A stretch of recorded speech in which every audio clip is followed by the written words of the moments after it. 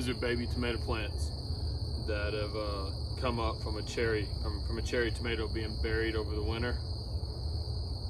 Those are just tomato plants that sprouted from a seed.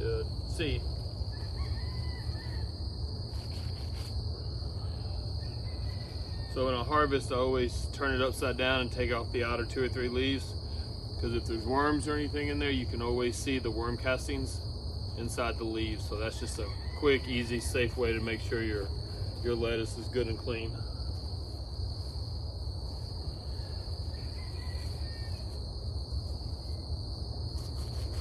This is Muir, Cherokee, and I have a little bit of Jericho up there, a little ways up.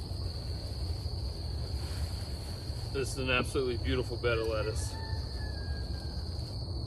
In fact, it may be the best bed of lettuce I've ever harvested before, as far as size, cleanliness, and just overall perfection. It just doesn't get much better than this or easier to harvest.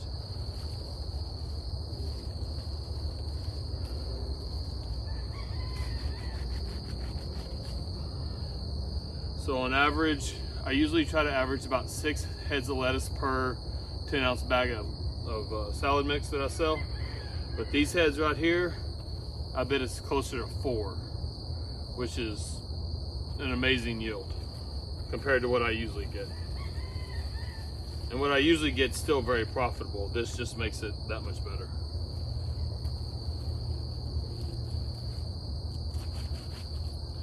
So I'll harvest this, and then I'll take it up to my tough shed that I have here on the farm, and I will bag it up and go ahead and get it in the Ziploc bags ready to go, and I'll put it in my cooler that I use to keep it cold when it starts to get warm during the summer.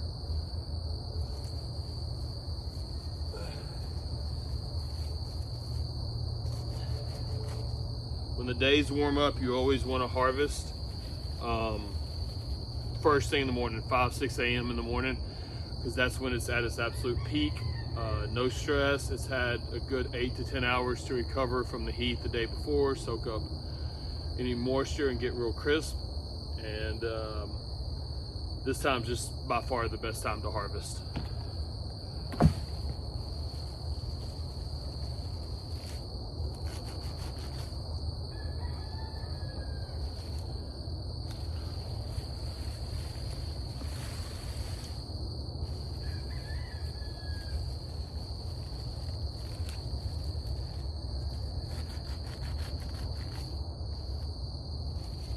One thing that I do way different than most other farmers is I don't have a bubbler.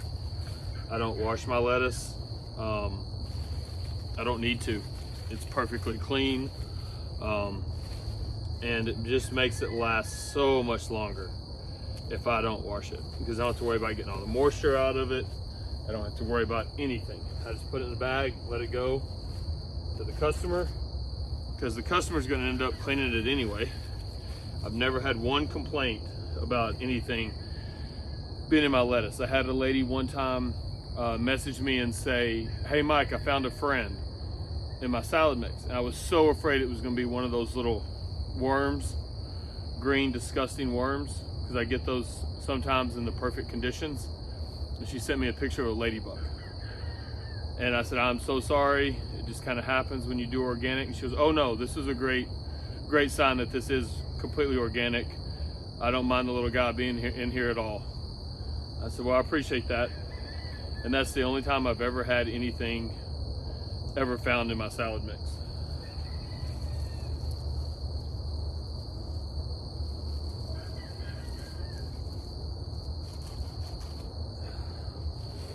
I think I was wrong, guys. I think this is Muir, that's Red Cherokee, and this is Starfighter, now that I think about it, because that's a little darker than the Muir. So I think that's what it is that's Starfighter, which I've really grown to love the last 6 months.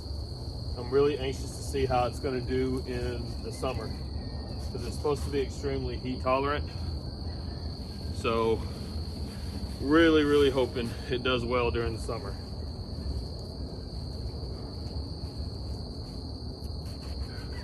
If I could grow lettuce like this in June and maybe even into July, it would be an absolute game changer for me and my farm. So I'm really hoping I've kind of figured things out, and this summer can be a great greens summer, along with all the tomatoes and peppers and root veg that I've got growing. It could be a very good summer if I can keep my lettuce production up.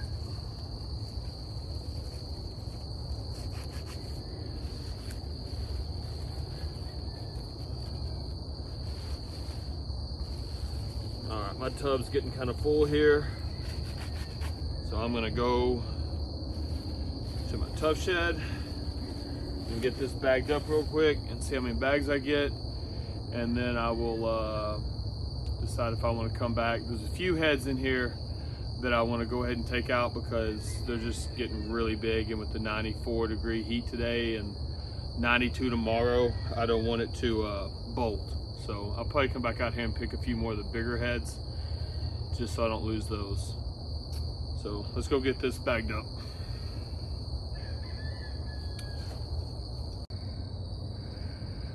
For those of you that don't know,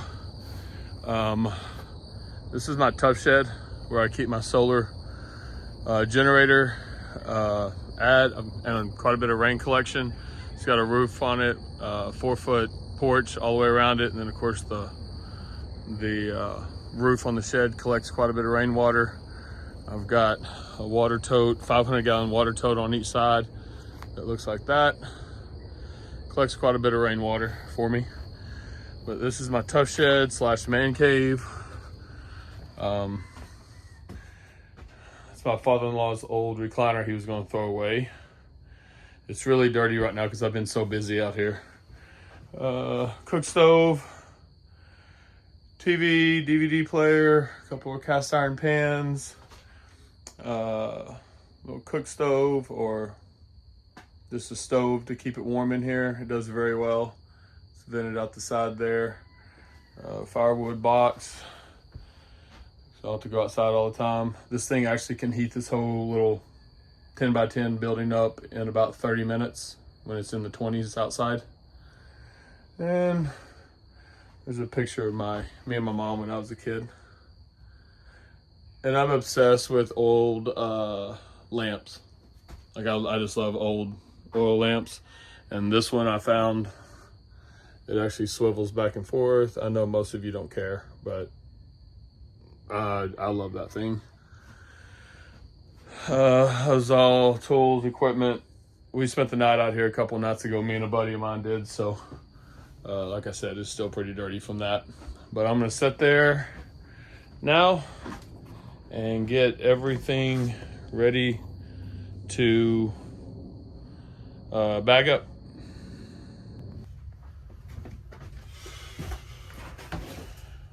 So I package in just Ziploc bags, the cheaper version from Dollar General. They tend to do very well.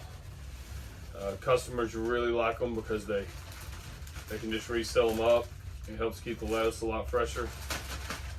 It probably takes a little bit more time to bag everything up, but that's all right.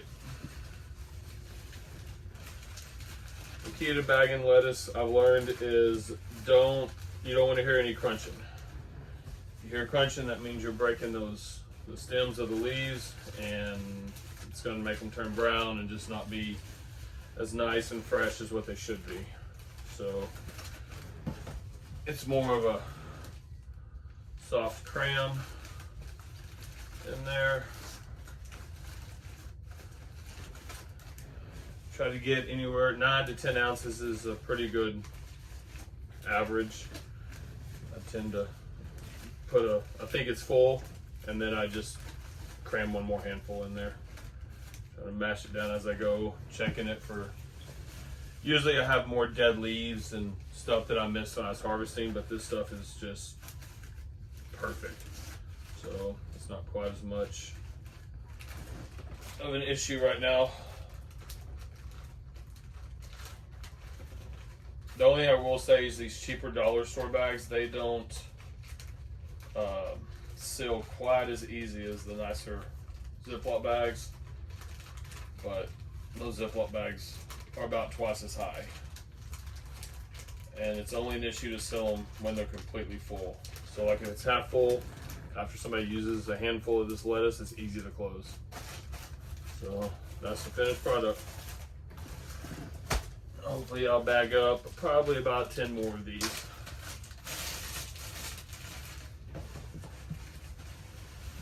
And then probably go back and get, like I said, the bigger heads out there and come in and bag that up.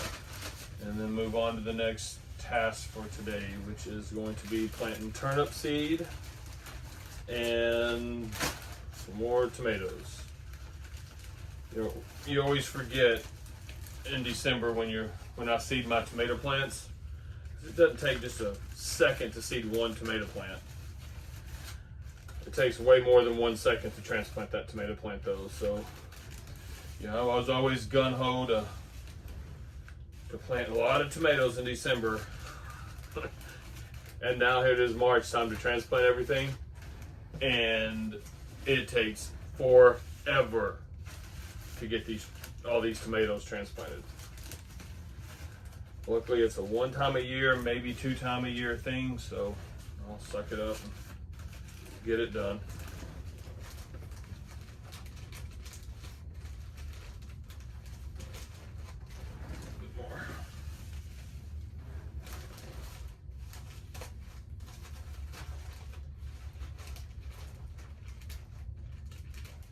Anybody that's watching this is thinking about doing some sort of farming for money, you actually want to make money at it, you have to learn to grow salad mix.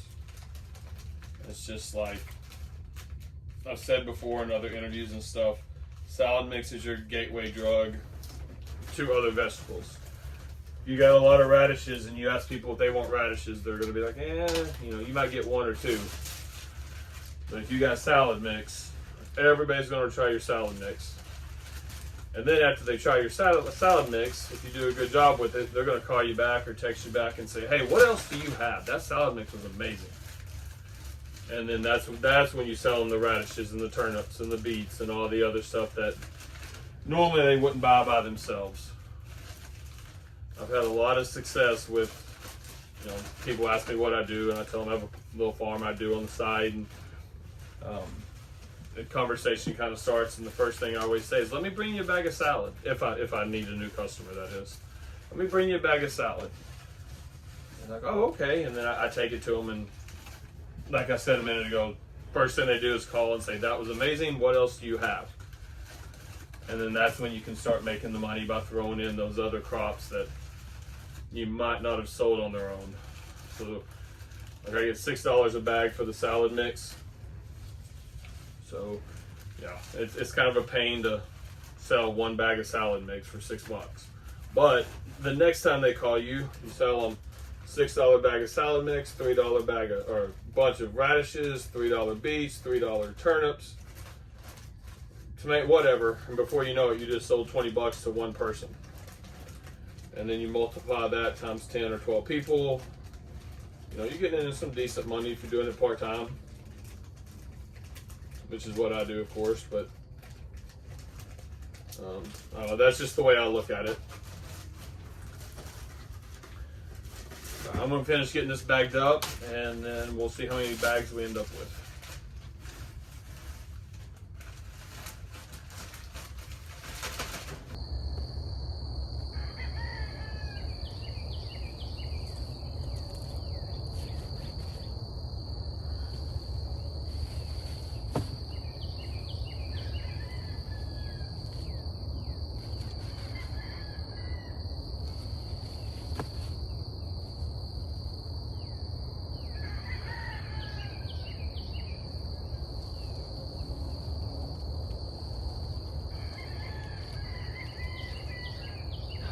A monster head right here. I can't get my hand around it.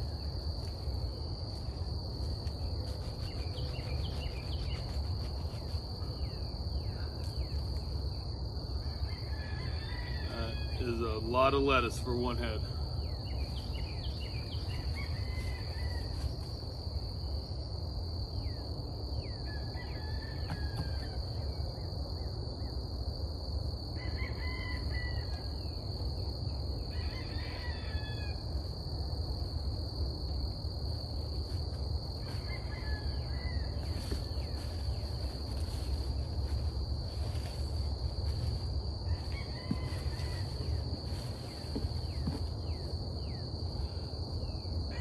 got a guy here in town that has a burger joint.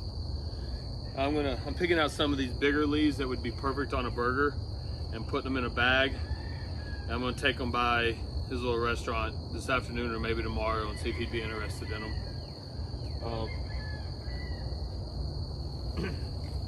Get my name out there a little bit more, and I don't know. I just think it'd be cool to have stuff in a restaurant every now and then. The summer coming, there's gonna be a lot of burgers eaten here, so it might help him out too. Have some fresh lettuce to go on the burgers. Probably won't make very much money from it, but that's all right. You never know where that might lead.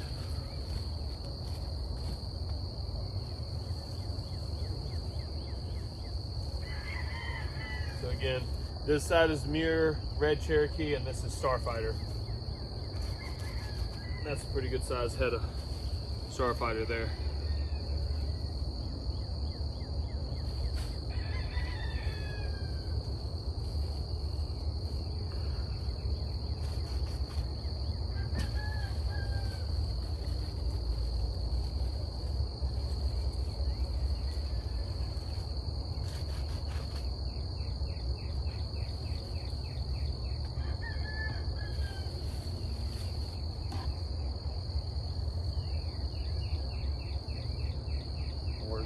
More baby tomato plants.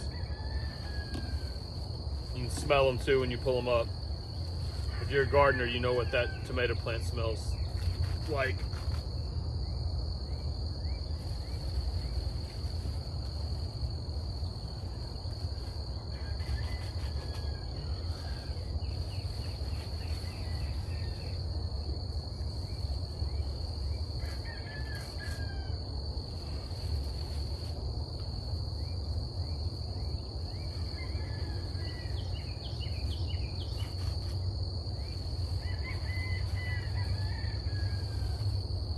That's another big one too.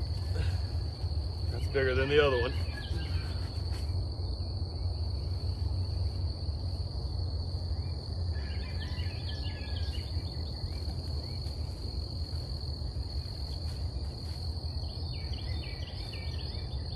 Yeah, that fit perfect on the patty.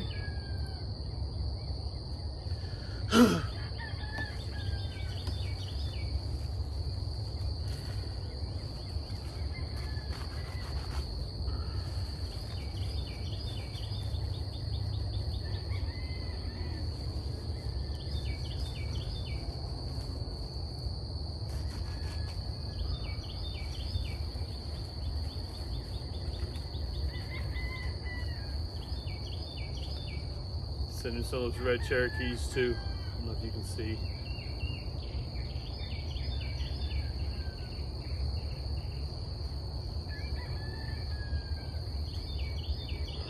One more.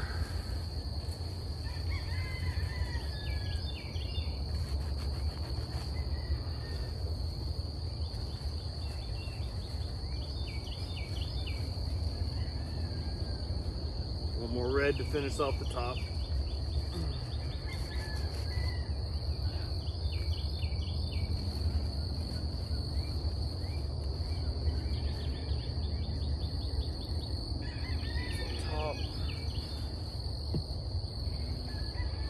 I always have to lay my knife somewhere where I can find it very easily, because I bet I lose this thing at least 3 times a day.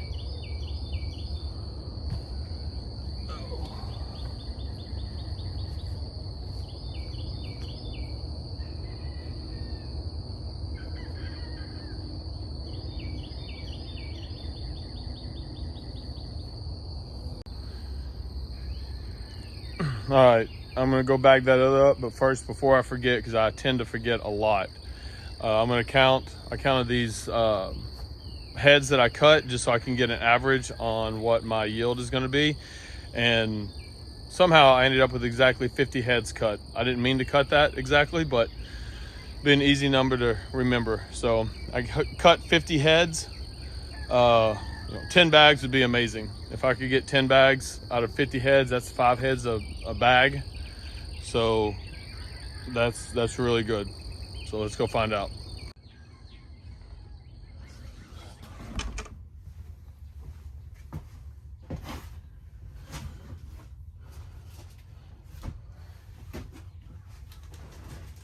So this is my bag I'm sending to that restaurant guy, the hamburger place today. Just some of these bigger leaves. Like I said earlier, throw those in there first, get them in the fridge. I gotta talk to my buddy down in San Antonio at Clark's Greens. He has an absolutely amazing farm in San Antonio, well, New Braunfels, San Antonio area. Him and his business partner Sarah Shook, they're the epitome of what I hope to be one day as far as production goes. But I got this idea from him. He puts these bigger leaves, size leaves like this into a clamshell, and then sells them at market for pretty decent amount of money, you know, as far as farming goes. But I know the customers love it because they're so fresh and that they'll last probably 2 weeks. So they get their money's worth. I can tell you that. I can promise you they get their money's worth. But I got this idea from him. If you don't follow him or Sarah, Sarah's Instagram is Shook's Farm, I think. Oh, sorry, Sarah. I can't remember exactly. I know it's Shook something. I can't remember the whole thing. But Clark's Instagram is Clark's Greens. And definitely check him out. He is not only a great farmer, he's a great dude too. Me and him have become, he's one of my best friends in and outside of the whole farming industry. I really think a lot of that guy, we complement each other very well or he compliments me very well because I'm not a bug guy, a disease guy. I know I should be, and I probably will when I can do this, you know, full time and I have more time to learn. But if there's a bug that I haven't seen before, or it looks like bug damage or something like that, I shoot him a picture, a text message. He hits me back in 5 minutes and tells me the long scientific name of it and all the details. And I usually text him back and say, just tell me how to get rid of it. Or is it going to destroy my whole farm? Or, you know, I just need the fixes, buddy. So, and he always gives them to me. Most of the time it helps. Sometimes the disease is too far gone or the pest is just too infected. So, you know, that's just part of organic farming. He's a wealth of knowledge though. Not sure my farm would be as far along as it is without him. And, you know, there's other people out there too that's definitely helped me along the way. I'm very thankful for them. That's what's great about, you know, this whole farming, small scale farming, is the demand is so high. We don't have to compete with each other. Like I send people to other farms all the time because they're not in my distance, you know, not in my radius that I can, you know, service them, or I don't have the supply. So I'm like, okay, go call this guy. He's in your area. He's a good farmer. He'll help you out. So, I just love the community here. We've built a really good group of people here in the Dallas area that like to help each other. And we've all become friends. I'm supposed to go eat lunch and have a beer with 4 other people in the industry today. Matter of fact, hopefully it works out, but trying to get 4 people together that all has families and jobs and everything is kind of difficult, but I hope it works out today. For some reason, this takes way longer when I talk, so I'm gonna get this done and move on. All right, I'm done bagging up for the day. Out of those 50 heads that I cut, I got 10 bags, which is an amazing yield. That's 5 heads per bag. So that's really good. Like I said, I usually average around 7. So I got 10 of those bags. And then I got that 1 bag of the bigger leaf stuff that I'm gonna send to that restaurant later this afternoon and see how they like it. So overall, a great yield, great harvest. Didn't take much time. I'm gonna throw it in my cooler, as it has ice in the bottom of it to keep everything cool for the next few hours while I work. And I'm gonna head out and get on to the next task. Hey guys, appreciate you watching the video. If this is something you like and you enjoyed, I'm hoping I can do 1 or 2 of these videos a week in the future. So hit that subscribe button.